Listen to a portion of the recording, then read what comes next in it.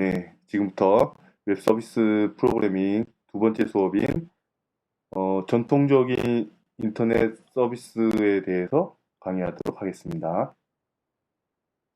혹시 중간중간에 시스템에 이상이 있으시면 알려주시기를 부탁드립니다. 웹 서비스 정의부터 하고요. 그 다음에 웹의 확장, 웹 서비스의 정의, 그 다음에 뭐 웹이 어떻게 이렇게 확장되었는지 이 과정을 좀 살펴보도록 하겠습니다. 어, 정의는 실제 월드 와이드 웹이라고 해서 WWW로 줄여서 우리가 얘기를 하고 있습니다. 웹은 거미줄이죠, 거미줄. 그래서 뭐 여기 제가 어떤 인물들이 나오면은 사진들을 다 보여주기를 좋아하는데요. 이게 이제 뭐냐면은 이분들도 사람이고 여러분들도 사람이고 우리도 다 이렇게 될 수 있다.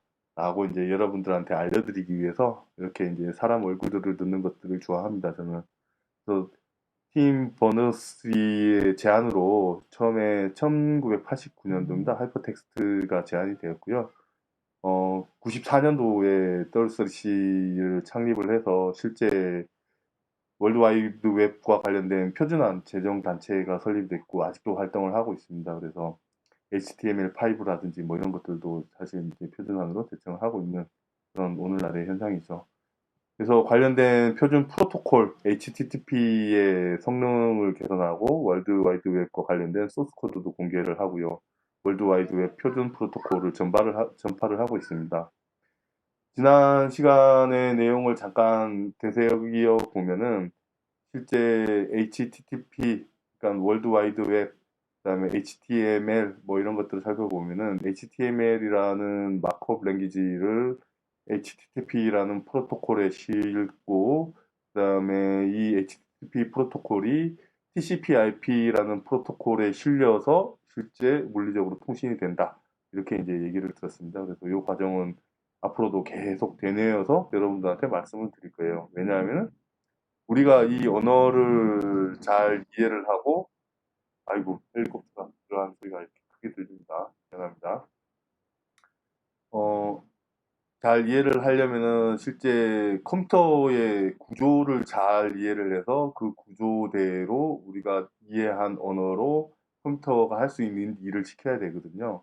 사실 마찬가지로 웹의 세계도 우리가 웹 서비스 프로그램을 잘 이룩하기 위해서는 웹 서비스가 어떻게 구동되어지는가를 잘 확인할 필요가 있습니다. 그런 확인 속에서 우리가 서버 사이드에서 일어나는 일, 그 다음에 클라이언트 사이드에서 일어나는 일, 뭐 이런 것들이 사실은 총체적으로 어우러져서 하나의 서비스가 돌아가게 되는 거죠. 그래서 이러한 과정을 제가 그때 시간이 될 때 조금 더 설명해 드리도록 하겠습니다. 보시면은 제안 당시 이름은 뭐 정보 보물망 뭐 이런 것도 있었는데 지금은 그냥 웹이라는 말로 단편화되었고요. 웹은 실제 단방향이라든지 어떤 방향이 정해져 있고 그 어떤 방향으로든 연결만 돼 있으면은 실제 우리가 웹 사이트가 구현이 되게 돼 있습니다. 그래서 웹을 구현할 때 보시는 것처럼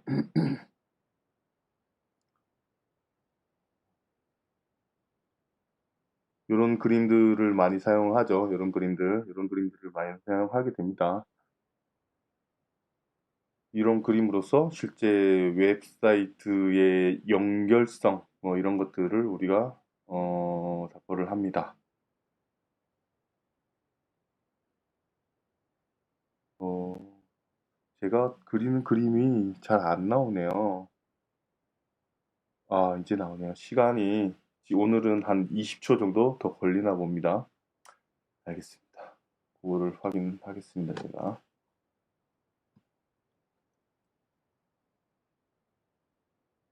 어, 웹의 확장은 실제 어떤 누군가의 주도에 의해서 확장되지 않았습니다. 잘 아시겠지만 웹은 누군가 주도하고 어떤 바운더리를 결정하고 그 바운더리 안에서 그렇게 활성화되고 뭐 발전을 하는 그런 시스템이 아니었습니다. 지금 오늘날도 사실은 마찬가지고요. 그 누구에 의해서 관리되거나 조절되지 않습니다. 뭐 물론 구글이나 페이스북 뭐 이런 같은 대형 사이트들에 의해서 그 영향을 많이 받기는 하죠. 이들이 사실 이제 웹에 기여하는 바도 많기 때문에 영향을 받긴 하지만 언제 어느 때라도 사실은 웹 같은 경우는 변화될 수 있고 그 변화를 막을 수는 없을 것 같습니다. 또 웹의 크기를 오늘날 감지를 한다는 것은 사실상 불가능합니다. 불가능하지만 실제 뭐 구글에 의해서 예측된 URL의 숫자, 사실 URL의 숫자가 웹의 크기를 대변하지 않습니다. 왜냐하면 URL이라는 것은 그 웹 페이지의 하나의 주소를 해당되고 그 주소가 데이터 크기를 의미하진 않습니다. 어떤 URL 주소에는 굉장히 큰 방이 있을 수 있고 어떤 URL 주소에는 굉장히 작은 방에 작은 데이터가 있을 수 있기 때문에 그 데이터의 크기라든지 아니면은 뭐 이런 것들을 측정하기는 사실상 불가능하고요. 그럼에도 불구하고 구글에서 URL 숫자를 조사해 봤을 때 뭐 2013년에는 60조개에 달하는 지금은 오히려 더 뭐 기하급수적으로 증가를 하고 있으니까 몇 개인지 가늠을 할 수가 없을 것입니다. 정보화 사회에 있어서 인류 확장의 기업으로 웹이 동작을 하고 있습니다. 그래서 웹이 등장한 이후에 저도 마찬가지고 여러분들도 마찬가지고 사실 웹 때문에 우리는 많은 것들이 많은 사실에 대해서 기억할 필요가 없고, 많은 사실들에 대해서 우리가 정확하게 실시간으로 조사를 해서 그 지식을 활용할 수 있게 됐습니다. 이게 지금 스마트폰과 웹의 검색 능력, 뭐 이런 것들에 의해서 우리의 삶은 어마어마하게 달라졌죠.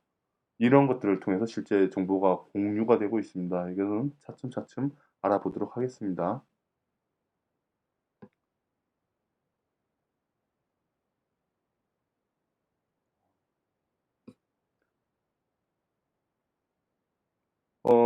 인터넷과 웹을 통해서 웹의 정의를 살펴보면요. 같은 뜻으로 우리가 혼용되기도 합니다. 이것이. 인터넷은, 무엇인가 국경을 넘어서 얽혀 있다라는 거고요. 그 컴퓨터가 서로 연결되어 통신을 주고받는 컴퓨터가 아닌 네트워크를 말하는 게 이제 인터넷이라는 말입니다. 그래서 인터넷은 웹뿐만 아니라 전자, 메일, 다른 서비스들을 다 포함하고 있죠. 웹은 그 작은 의미로 월드와이드 웹을 의미를 합니다. HTTP 프로토콜로 전달되는 웹 브라우저에서 볼 수 있는 그런 인터넷 페이지인 거죠. 또 인터넷 서비스의 한 종류로, 근데 그 웹이 차지하는 비중이 굉장히 높습니다. 사실은 오늘날의 그 기존의 인터넷 서비스들은 대부분 웹이라는 그런 프로토콜로 모아지고 있습니다. 그래서 뭐 이메일 서비스라든지 아니면은 뭐 기존의 다른 파일 공유 서비스라든지 아니면 멀티미디어 서비스, 우리가 오늘날에 강의하고 있는 지금 현재 이러한 멀티미디어 서비스도 웹 서비스 위에 올라서 동작을 하고 있죠. 그래서 인터넷 서비스의 대부분이 웹 프로토콜을 차지하면서 이 두 가지의 개념은 사실은 같다, 이렇게 쓰이기도 합니다. 그래서 인터넷 서비스가 사실 이제 그 조합되고 어떤 접근의 용이성 뭐 이런 것들로 인해서 우리가 이메일을 사용하면서 별도의 이메일 프로그램을 사용하지 않게 된 시절은 굉장히 오래되었습니다. 그전에도 저도 보면 이메일 쓰기 위해서 아웃룩 익스프레스라든지 이런 별도의 이메일 서비스 프로그램들을 사용했었는데요. 지금 여러분들도 마찬가지죠. 우리 학교도 사실은 구글 이메일하고 같이 조인을 해서 웹사이트에서 이메일을 다 볼 수가 있습니다. 이런 식으로 인터넷 서비스가 웹 서비스로 모두 모아지는 그런 현상이 벌어지면서 어떻게 보면은 접근성이 굉장히 늘어나고 우리는 조금 더 편리하게 사용할 수 있는 그런 근간이 마련되었다라고 볼 수 있습니다.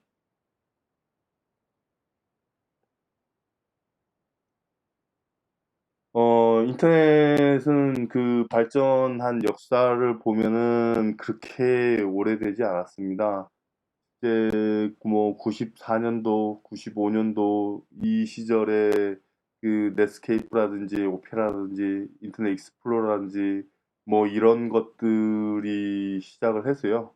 시작을 해서 오늘날에는 뭐 없어진 그 브라우저들도 있고요. 뭐 오히려 크롬 같은 이런 브라우저들은 더 활성화되었기도 하고요. 이렇게 이제 웹 브라우저가 발전을 해왔고요. 그다음에 인터넷에 사용되는 HTML 프로토콜이나 상위에서 사용되는 프로토콜 자체도 보시면은 초기에 HTML 1.0부터 이제 시작이 되었지만 HTML 2.0, 3.0, 지금 현재는 HTML5로 이렇게 이어지고 있죠. 그다음에 CSS라든지 뭐 이런 것들이 지금 굉장히 많이 이어지고 있어서 사실은 웹상에서 우리가 오늘날 구현하지 못하는 일이란 없습니다. 뭐 OS 플랫폼부터 시작을 해서 말씀드린 그 멀티미디어 3D까지 모든 것이 이제 현재에서 웹사이트로 구현이 가능하게 그렇게 되었습니다. 인터넷 서비스에 대해서 그러면 살펴보겠습니다. 그러면 인터넷 서비스가 도대체 무엇이길래 이렇게 웹을 통해서 구현되고, 그다음에 이 인터넷 서비스가 예전에는 어떤 식으로 발전해 왔는지 뭐 이런 것들을 간단하게 살펴보도록 하겠습니다. 인터넷은 뭐 통신망입니다. 말 그대로 통신망인데 인터넷을 통해서 정보를 전달을 할 수가 있죠. 그래서 우리가 멀리 떨어져 있거나 뭐 아니면은 가까이 있더라도 대용량 데이터를 보내야 될 때 예전에는 어떻게 했었냐면은 실제 뭐 사람이 말을 타고 갔었죠. 그 다음에 벨이 전화를 발명한 이후에는 전화로 목소리가 전달돼서 정보를 전달 가능했고요. 그 다음에 일어난 일은 실제 화상이 전달되었죠. 화상이 전달되었고, 이런 것들을 통해서 우리가 알 수 있는 것들은 목소리나 화상이나 뭐 이런 거를 통해서 정보를 전달하는 것에는 한계가 있을 수 있습니다. 그렇죠. 뭐 지금 우리가 보고 있는 사진이라든지 이런 이미지 이런 것들을 보내기가 어렵기도 하고요. 그다음에 화상 이런 것들을 뭐 목소리나 아니면 문자, 데이터, 프로그램 자체도 데이터가 될 수가 있으니까 이런 것들을 통틀어서 정보를 전달할 수 있는 매체는 지금 현재로서는 그러한 구시대 전화라든지 뭐 텔레비전 시그널이라든지 이런 것들로 통신이 전달이 어렵습니다. 그래서 인터넷은 어, 디지털화된 데이터라면은 그 무엇이든 장애를 받지 않고 전달을 할 수가 있습니다. 그래서 인터넷은 어마어마한 정보가 현재 유통이 되고 있죠. 그래서 전 세계 사람들과 실시간으로 협력 체계를 구축할 수 있는 그런 계기를 마련해 준 게 이 인터넷이 가지고 있는 의미가 아닐까 싶습니다. 그래서 실제 오늘날 이 인터넷이 가지는 의미는 기업의 가치를 보더라도 우리는 놀라지 않을 수 없습니다. 기존의 그 월마트라든지 이런 오프라인 시장에서 차지하는 기업의 비중보다도 온라인 마켓에서 사용되고 있는 아마존이라는 기업의 가치가 월등히 높아졌기 때문입니다. 그래서 기업의 가치라든지 아니면 다른 정보의 양이라든지 뭐 이런 것들을 보더라도 인터넷의 역할은 오늘날에선 어마어마하게 중요한 그런 일들을 하고 있다. 중요한 역할을 하고 있다라고 할 수 있습니다. 그래서 효과적으로 어떤 데이터를 전달하고 연락을 할 수가 있는 그런 매체가 인터넷이 되겠고요. 그다음에 정보를 전달하고 획득할 수 있는 방법 자체를 인터넷이 제공을 하고 있습니다. 그래서 수많은 네트워크 논리가 집합해져 있고요. 그다음에 그 목적이 어떤 사람에 의해 구속되어져 있지 않습니다. 그래서 누구라도 이 인터넷을 가지고 본인이 목적하는 바를 달성할 수 있어서 어떤 정부나 아니면은 기관 등에 의해서 구속되지 않는 그런 매체가 인터넷이라고 할 수가 있습니다. 그래서 이러한 인터넷이 가지고 있는 특징들에 대해서 살펴보았습니다.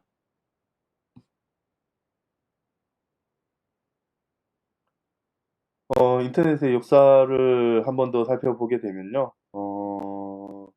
사실 애니악이라는 컴퓨터가 완성이 되면서 컴퓨터의 역사가 시작되었고, 이게 상용화되면서 실제 프로그램의 인터넷이 시작된 것은 1960년대에 들어와서 알파넷이라는 그런 네트워크가 그 여기 학술용으로 사용된 게 인터넷의 시작이었습니다. 시작이어서 실제 이제 컴퓨터의 발전하고 인터넷의 발전은 한 20년 뒤에 인터넷이 시작이 되었다라고 얘기를 할 수가 있습니다. 그래서 인터넷 컴퓨터 시작은 1940년, 그다음에 1960년 요 시절에 인터넷이 이제 최초로 시작이 되었죠.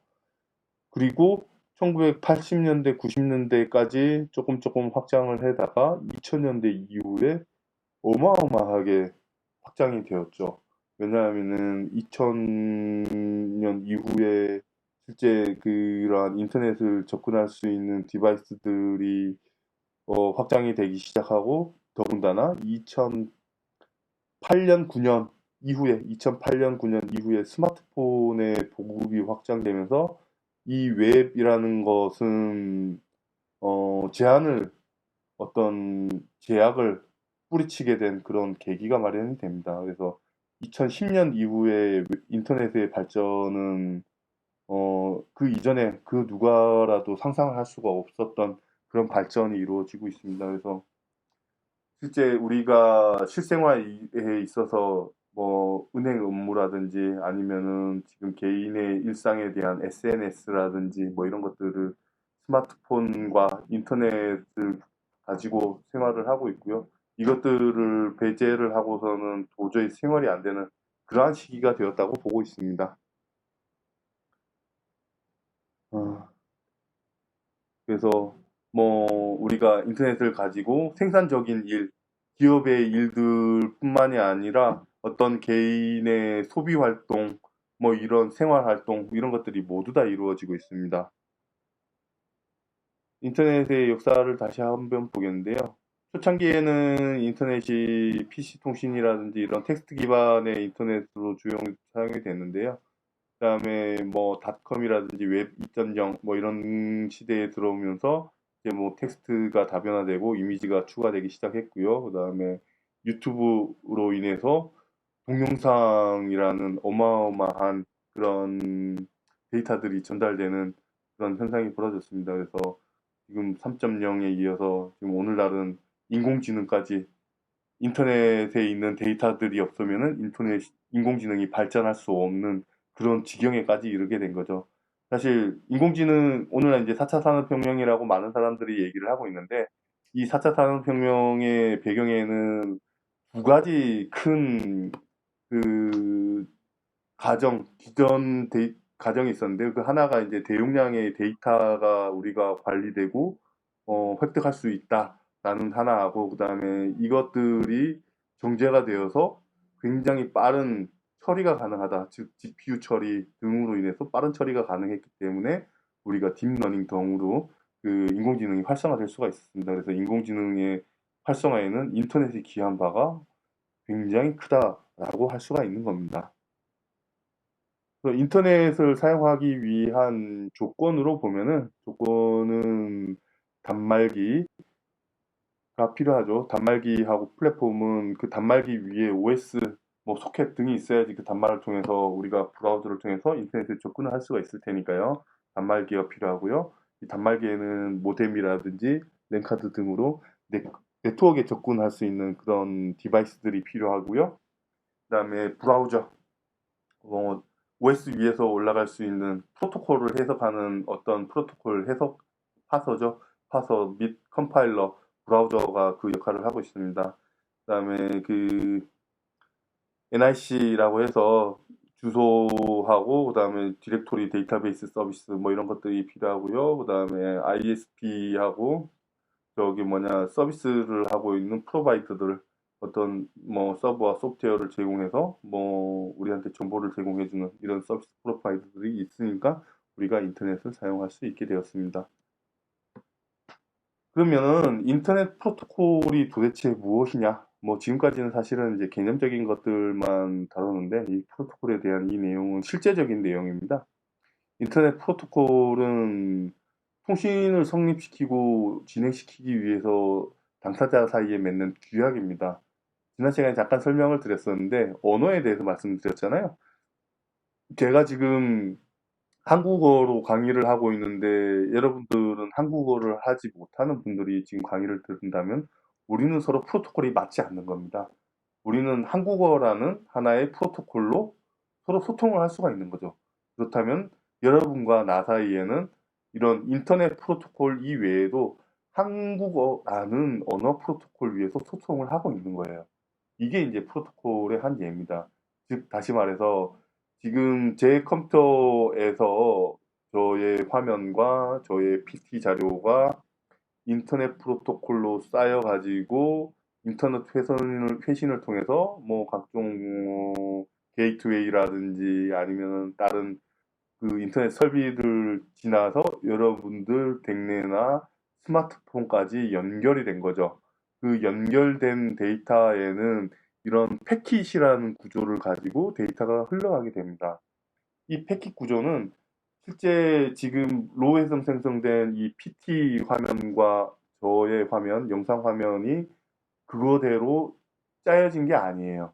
이 패킷 안에는 헤더와 데이터가 있어서 특정 크기로 나누어져서 패킷이 형성되고 패킷이 모두 다 전달이 되면은 그 패킷을 풀어서 여러분한테 다시 영상과 음성, 그 다음에 PT 데이터로 풀어주는 거죠.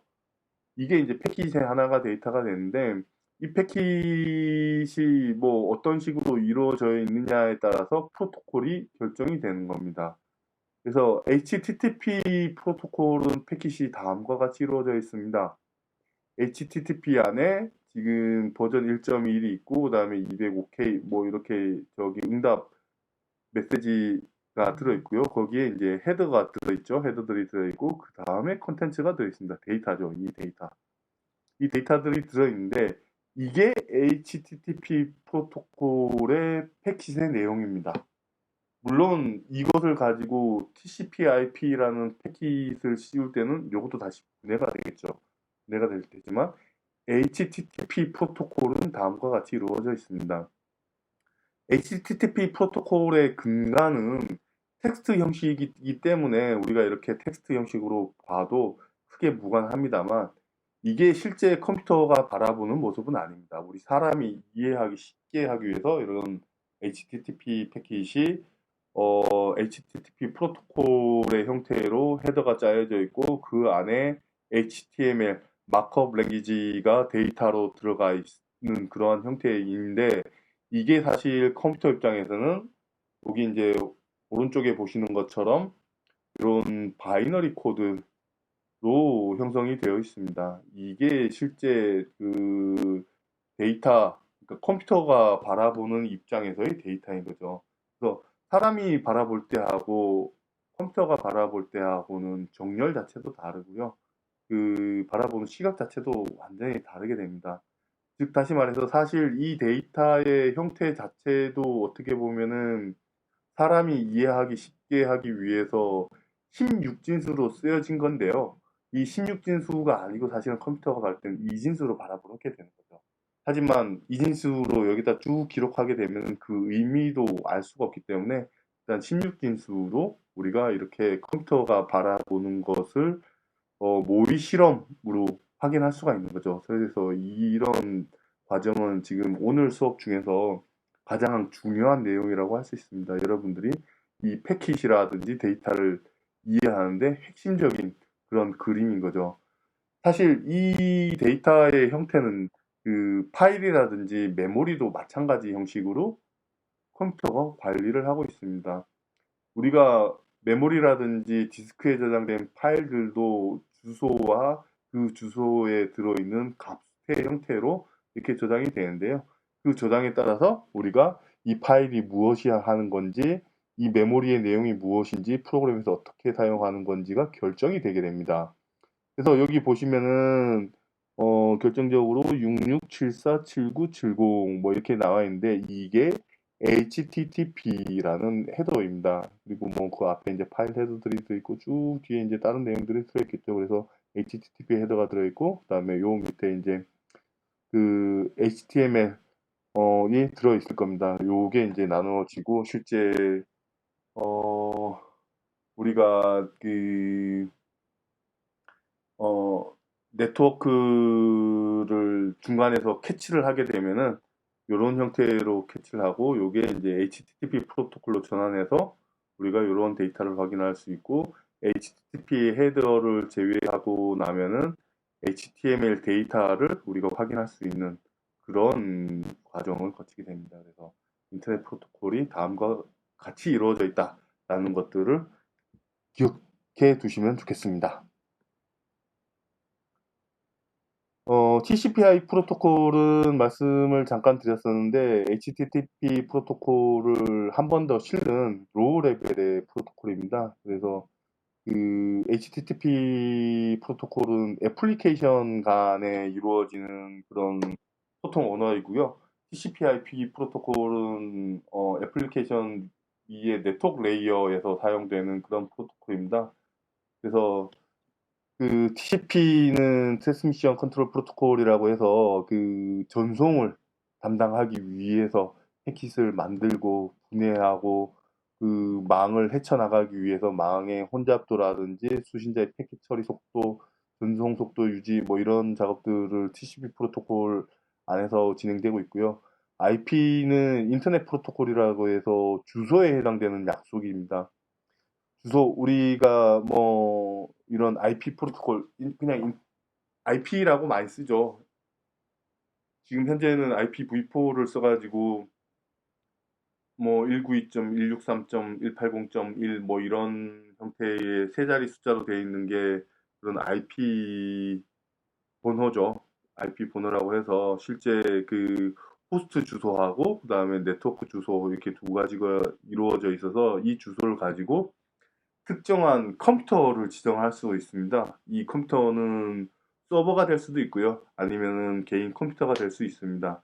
그래서 여러분들도 지금 뭐 노트북이나 아니면 데스크탑이나 스마트폰을 가지고 지금 이 강의를 들으실 텐데 여러분들 기계와 저는 노트북 가지고 지금 강의를 하고 있는데 이 노트북 간에는 서로 각각의 IP가 지정이 되어 있습니다. 그래서 제가 보내는 이런 그 데이터들은 애초에 여러분들이 이 강의에 조인을 하게 되면서 IP를 제 노트북이 전달받은 거죠. 그러면 전달받아서 이 지금 학생들이 AIP, BIP, CIP, DIP 이렇게 IP가 있으니까 거기에 이 PT와 저의 음성과 저의 영상을 전달해 주겠습니다라고 생각해서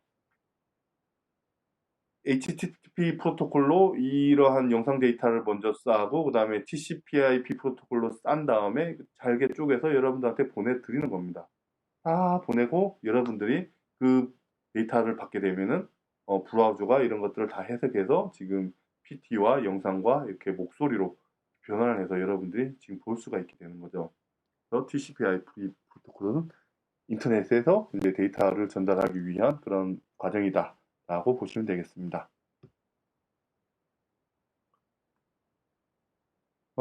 그다음에 포트가 있는데요. 이 포트는 애플리케이션에 해당됩니다. 그래서 IP는 시스템, 그러니까 컴퓨터 한 대, 스마트폰 한 대를 지정하는 그런 방법이 되는 거고요. 그다음에 포트는 여러분들이 사용하는 이 프로그램을 지정하게 됩니다. 그래서 뭐 예전에 그 소켓 프로그램 짜신 거 생각이 나시는지 모르겠는데 서버 프로그램 짤 때는 포트만 지정하고 IP를 지정하지 않습니다. 왜냐하면은 IP는 그 컴퓨터에 글로벌하게 설정이 되어 있는 IP가 그 컴퓨터 서버의 IP가 될 거기 때문에 그 IP로 들어오는 데이터는 그 컴퓨터가 다 캐치를 하겠죠. 하지만 그 서버는 이 컴퓨터 안에 들어있는 프로그램들이 도대체 수천 가지, 수만 가지도 될 수도 있기 때문에 내가 지정한 포트 번호, 이 포트 번호로 데이터가 들어오게 되면은 나의 애플리케이션, 나에게 보내줘.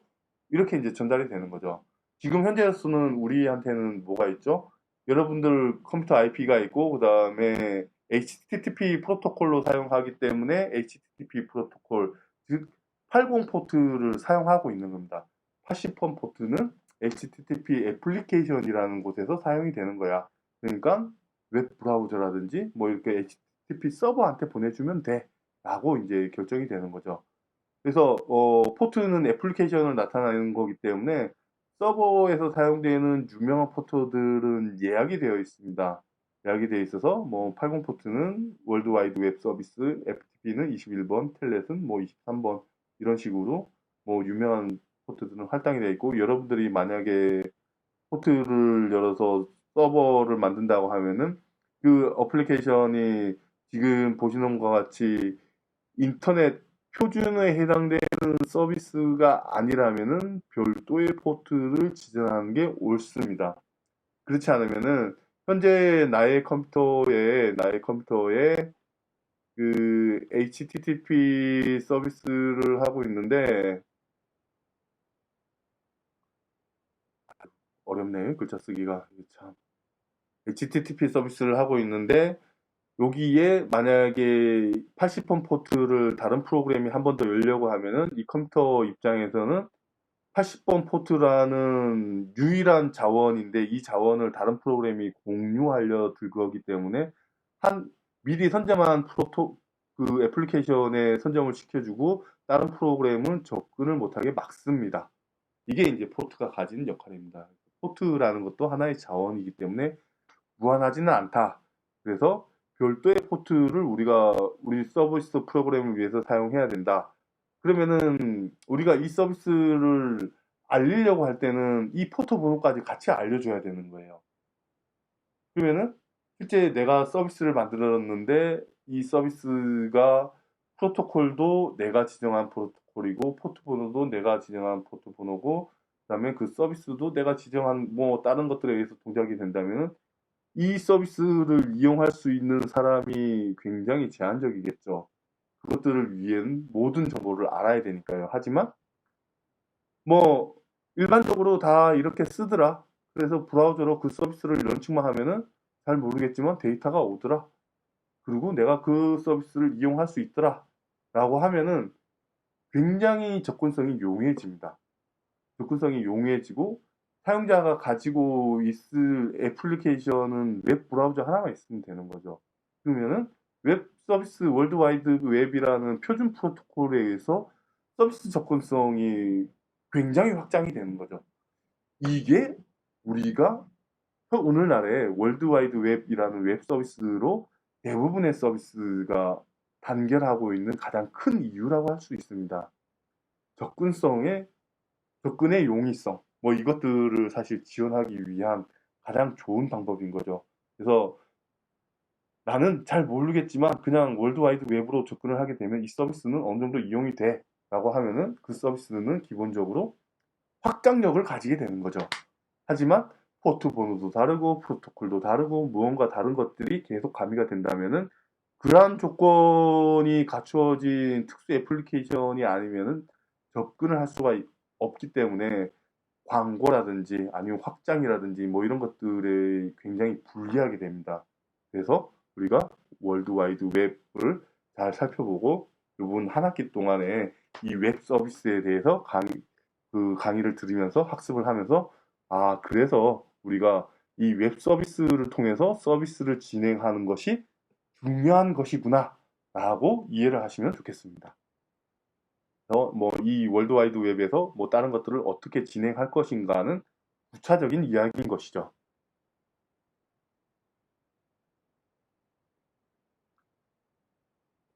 그리고 이 IP를 사용하게 되면은 컴퓨터가 이해하기에는 아까 보신 것처럼 그냥 숫자로 이루어진 바이너리 형태이기 때문에 그렇게 이해를 할 수밖에 없어서 사실은 컴퓨터는 뭐 그 형태에만 이해를 하고 있습니다.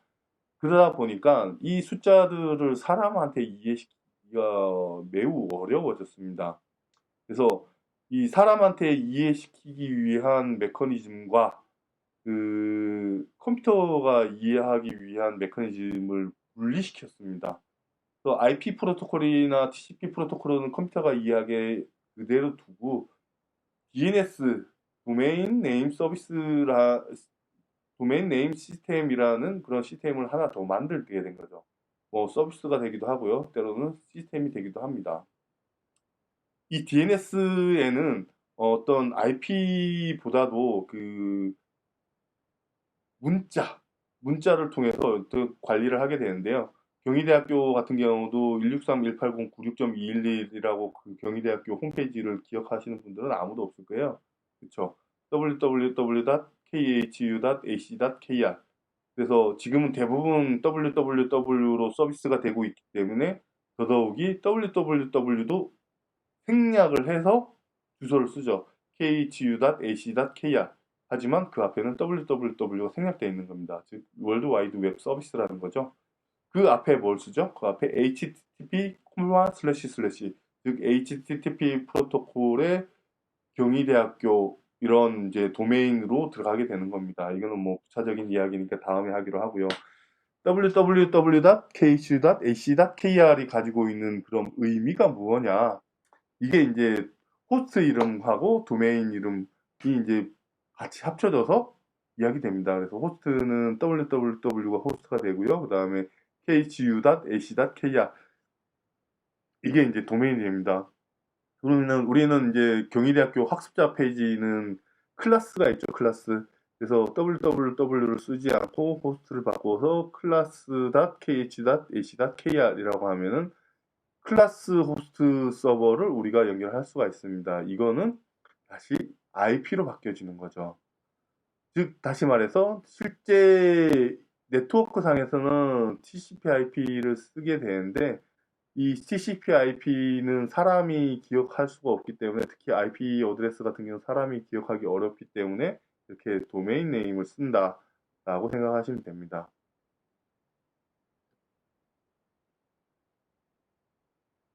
그럼 도메인 네임은 어떻게 IP로 변환되는가에 대해서 고민을 해봐야 되는데요.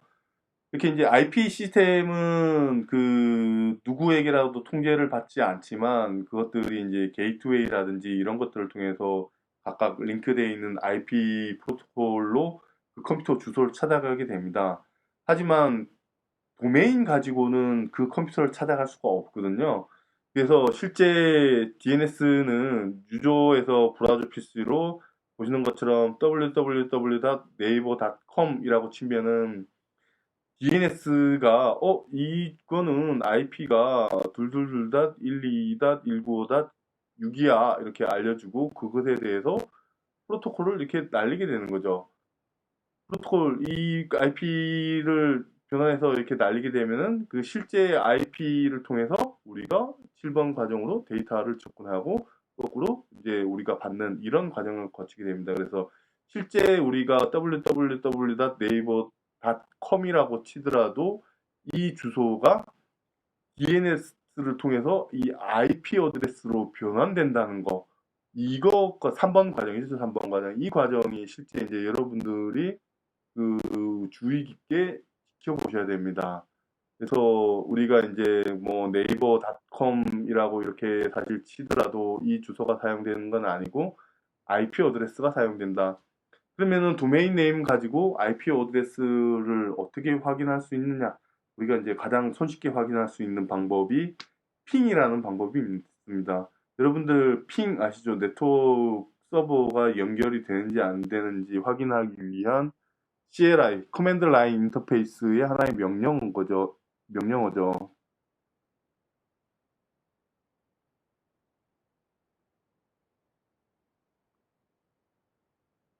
어렵습니다. 핑이라는 명령어를 통해서 우리가 여기 뒤에 일반적으로는 대부분 IP를 쓰시는데요. IP를 쓰지 말고 여기다가 도메인 네임을 쓸 수도 있습니다. 예를 들어서 www.daum.net 이렇게 치면 다음에 IP로 리턴 값이 핑의 값이 나옵니다.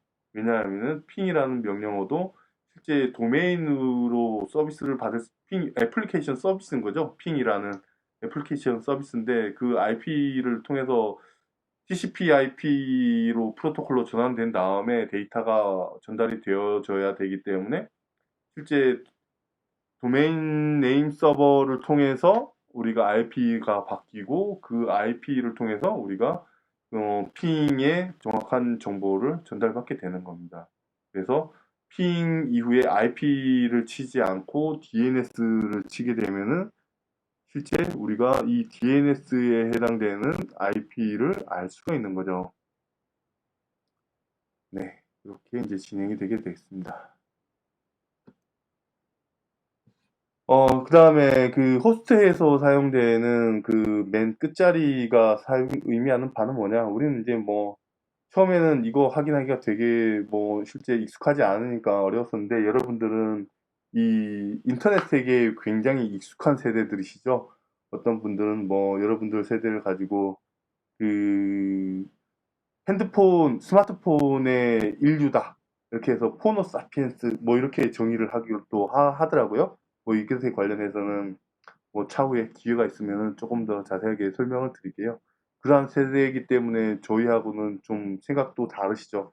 그래서 이러한 그 서비스의 형태도 여러분들은 이미 잘 알고 계시라고 봅니다. 그래서 경위 khu.ac.kr 이렇게 했을 때 KR은 대한민국을 나타내고 AC는 학교를 나타내고 KHU는 뭐 경희대학교를 나타낸다. 그리고 그 경희대학교 서비스 중에 뭐 www의 서비스다. 뭐 이렇게 이제 생각하시면 되겠습니다. 나머지 가브먼트라든지 에듀케이션, 컴퍼니, 넷, 뭐 이런 것들도 있고 나라에 해당되는 것도 있고요. 그다음에 각 나라 안에 뭐 역시 GO라든지 CO 뭐 이런 것들이 다시 구분되어서 이렇게 사용되어집니다. 그래서 뭐 최상위 도메인은 보시는 것 같이 뭐 이렇게 이루어지고요. 국가별 도메인도 뭐 참고로 이렇게 알아보시면 되겠습니다. 또 도메인 등록을 위해서는 그 한국인터넷진흥원에서 일단 그 관리를 하고 있는데요. 이것들이 실제 그 글로벌하게 관리도 되고 그다음에 그 한국하고도 연계돼서 관리가 되기도 합니다. 그래서 이 사이트들에 대해서 들어가 보시면은 도메인 네임을 검색하실 수 있고요. 지금 이미 등록되어 있는 도메인은 우리가 추가적으로 등록할 수가 없겠죠. 왜냐하면은 뭐 선점 효과죠. 주소를 선점해 놨기 때문에 그것을 우리가 다시 등록할 수는 없고요. 뭐 이런 도메인 가지고 뭐 장사를 한다, 뭐 사업을 한다, 뭐 팔기 위해서 도메인을 선점한다, 뭐 이런 얘기 많이 들어보셨을 겁니다. 중복할 수 없기 때문에 도메인을 미리 이렇게 선점하는 경우도 있습니다. 그리고 도메인에서 한글 뭐 이런 것들을 쓸 수 있는데 여기 보시는 것처럼 그 피니코드 변환에 의해서 도메인의 한글을 사용할 수가 있습니다. 또 외국에서는 쓰지 않지만 우리나라에서는 쓰이죠. 그 다음에 도메인을 사용하기 위해서 구매를 해야 됩니다. 그래서 1년에 얼마 뭐 이렇게 이제 사용하고 있는데 이렇게 국내에서 도메인을 구매해서 관리해주는 이런 사이트들이 있습니다. 그래서 여러분들이 웹 서비스를 런칭을 하고 그 서비스가 가치가 있어서 도메인을 구매를 하고 그 도메인에 그 저기 뭐냐 우리가 만든 웹 서비스를 어태치를 시켜야 된다라고 하신다면은 이렇게 각 그 회사의 홈페이지에 들어가서 이렇게 이러한 비용을 주고 구매를 하셔야 됩니다. 그래서 1년 정도 쓰실 수 있고요. 그 도메인 관리 사이트들에 들어가면은 이 도메인과 어느 IP가 접목이 되는지 이게 매핑 테이블을 맞추는 그런 절차가 있습니다. 그 절차를 매핑을 하게 되면은 뭐 길게는 어떤 경우는 3일 정도 걸리고요. 요즘 같은 경우는 도메인하고 IP를 매핑을 해 놓으면은 한 반나절 전에 그 전달이 되더라고요. 이게 왜냐하면은 DNS 서버가 중앙 집권식이 아닙니다. DNS 서버가 굉장히 많은 시스템이 있고 한 대의 서버가 그 목록을 가지고 있으면 그 목록에서 다른 서버로 전달시켜 주게 되거든요. 그 전달되는 과정이 한 그 정도 걸린다라고 생각하시면 됩니다. 그래서 웹 서버에서 등록하셔서 뭐 이런 도메인과 이런 호스트는 이런 IP에 할당이 되면 된다라고 이제 도메인 구매 업체에 전송을 하면 됩니다. 혹시라도 본 강의 마지막에 여러분들이 서비스를 구축을 해서 실제 서비스로 이렇게 런칭을 하시고 싶다면은 이러한 과정이 필수라고 할 수 있습니다. 이것도 생각보다 해보지 않으면은 굉장히 뭐 어려운 과정입니다. 그래서 한번 실제 뭐 사업화라든지 아니면 웹 서비스를 계획하고 계신다면은 한번 시도를 해보시는 것도 나쁘지 않은 것 같습니다. 뭐 요즘 같은 경우는 무료 DNS 서비스를 하는 경우도 있거든요. 어떤 일정 부분 광고를 실어주면은 무료 DNS 서비스를 하고 있으니까 그런 것들을 사용하셔도 좋고요. 아니면은 뭐 다이내믹 DNS라고 해서 DDNS라고 우리가 부르는데 그런 서비스를 사용하는 것도 좋고요. 아니면 나스 같은 시스템들 사면은 거기서 주는 그 도메인에다가 내가 호스트를 바꿔서 쓸 수 있는 그런 경우도 많더라고요. 이러한 서비스를 이용하시는 것도 나쁘진 않습니다. 그렇게 연습 삼아서 시작 한번 해보시기 바랍니다. 인터넷 서비스에는 그러면은 제가 이제 주로 월드와이드 웹 서비스만 말씀을 드렸는데 어떤 서비스들이 있는지 한번 살펴보도록 하겠습니다. 인터넷 서비스에는 월드와이드 웹 말고 전자우편 서비스. 이것은 그 월드와이드 웹에 포함된 이메일 서비스를 얘기하는 게 아닙니다. 지금은 이 월드와이드 웹에 포함되어 있는 이메일 서비스가 일반적이지만 그전에는 별도의 이메일 서비스를 통해서 우리가 이메일을 사용했었습니다. 그래서 월드와이드 웹 별개의 이메일 서비스죠. 그다음에 그 파일 전송에 FTP가 있지만 요즘 이제 그 파일을 전송하기 위해서 웹데브 같이 뭐 이런 월드와이드 웹 서비스로 사용하기도 하죠.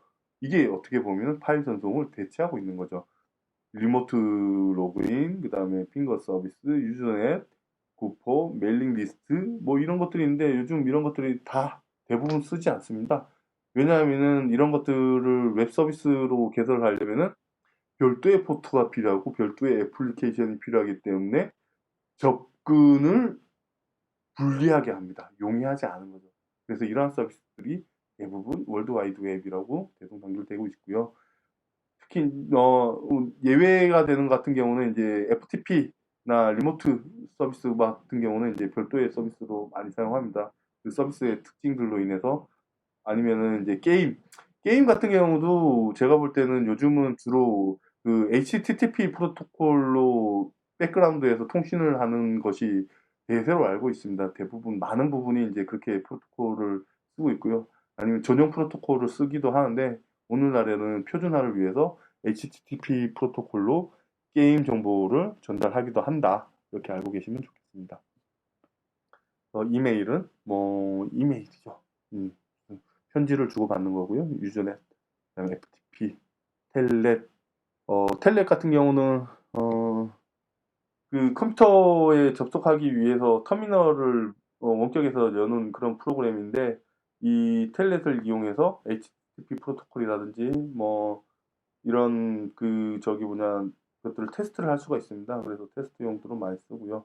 텔넷은 뭐 테라톰 그다음에 텔넷 프로그램 뭐 이런 것들 쓰고 이용해서 쓰는데 하드웨어 하시는 분들 뭐 이런 분들도 텔넷을 많이 씁니다.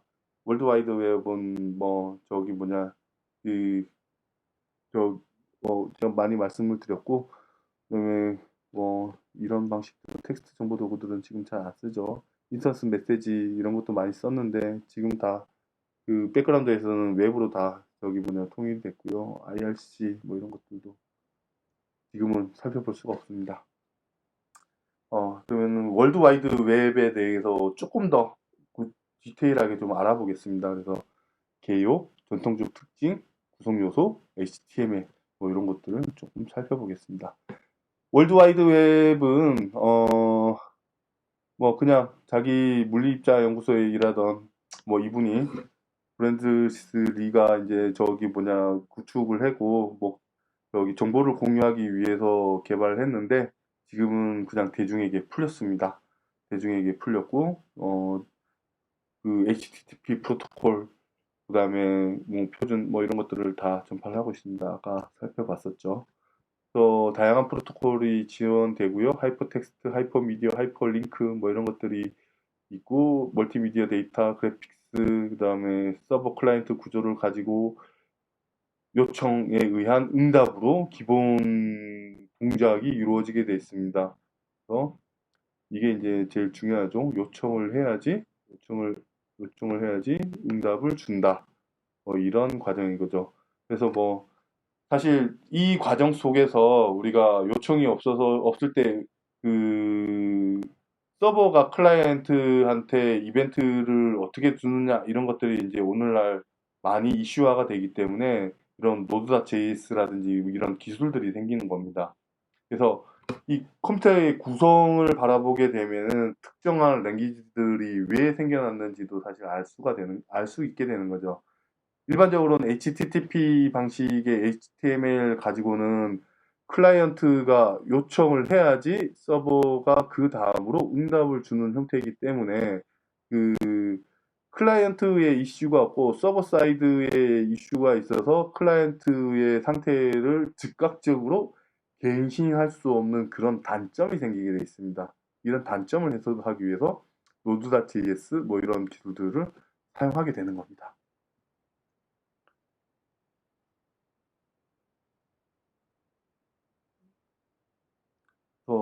전통적인 웹의 구성 요소로는 HTTP가 있고요. 이 하이퍼텍스트 트랜스포 프로토콜. 아까 우리가 HTTP 프로토콜에 대해서 로 레벨까지 조금 한번 살펴보았습니다. 그래서 요청에 의해서 응답 방식으로 동작을 한다. 이 사실이 굉장히 중요합니다. 그래서 이 사실 때문에 뭐 많이 쓰기도 하지만 이 사실 때문에 제약이 있기도 한 거죠. 그 제약을 타파하기 위해서 다양한 기술이 생겨났기도 하고요. 웹 브라우저는 넷스케이프, 저는 잘 알고 있는데 아마 여러분들은 넷스케이프를 들어보신 적이 없으실 거예요.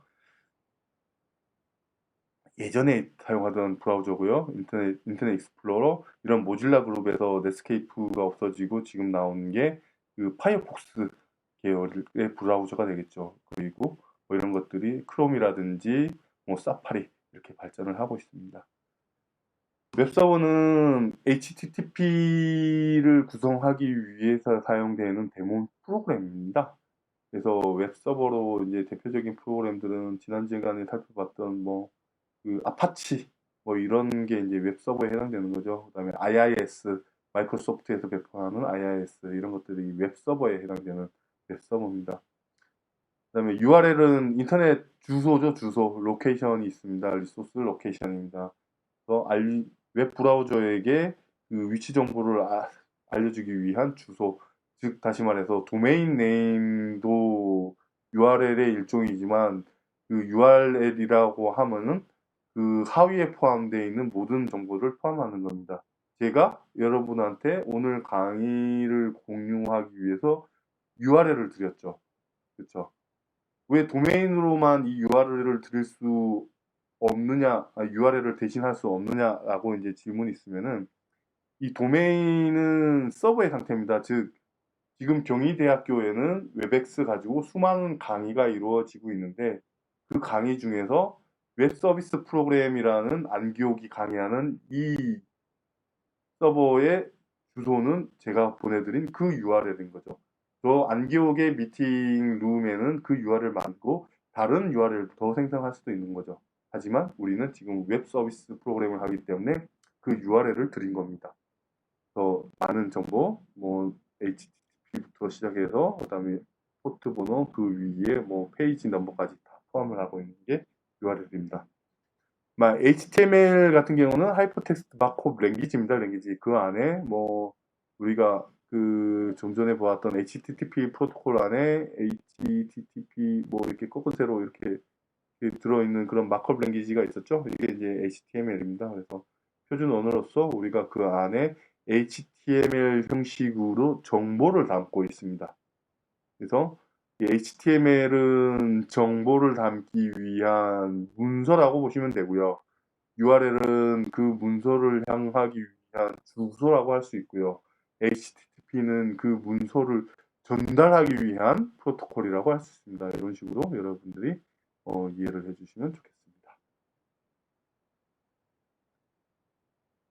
그래서 HTML의 주요 태그가 있는데요. 마크업 랭귀지이기 때문에 그 태그에 의해서 동작을 하는데 HTML이라는 태그 있고요. 실제 HTML의 시작과 끝을 나타냅니다. 그다음에 헤드, HTML의 헤드 시작과 끝, 타이틀, 바디 뭐 이런 것들에 의해서 우리가 그 태그를 쓰게 됩니다. 그래서 태그를 사용하는 세 가지 형식은 처음에 태그를 꺾은세로 포함하고 그다음에 그 안에 컨텐츠를 쓴 다음에 그다음에 슬래시 태그로서 그 태그를 종결하는 그런 형식을 가지고 있고요. 그다음에 태그 안에는 속성이 있을 수 있는데 속성을 속성을 태그하고 요게 한 칸 띄는 거죠. 한 칸 띄는 게 굉장히 중요합니다.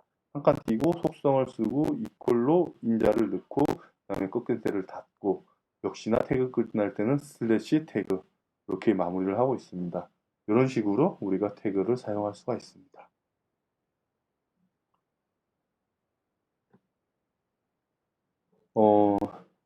그다음에 웹의 의미에 대해서 이제 마지막으로 좀 살펴봐야 되는데요.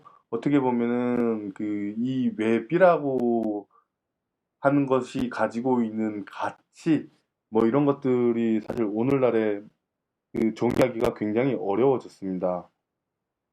어려워져서 지금 실제 이 웹을 가지고 오늘날의 그 디지털 세계로 변화를 해서 어떤 일을 하고자 할 때 못하는 게 현재는 없을 정도로 굉장히 다양한 그런 도구를 지원을 하고 있습니다. 그래서 어, 도구로서 전자상거래라든지 아니면 SNS 아니면 게임 아니면은 뭐 그 무엇이든 제가 이렇게밖에 말씀드릴 수 없는 이유는 저의 상상력이 여기가 한계이기 때문에 그렇습니다. 그래서 여러분들이 꿈꾸는 인터넷 세상은 대부분 월드와이드 웹으로 구현이 가능합니다. 사실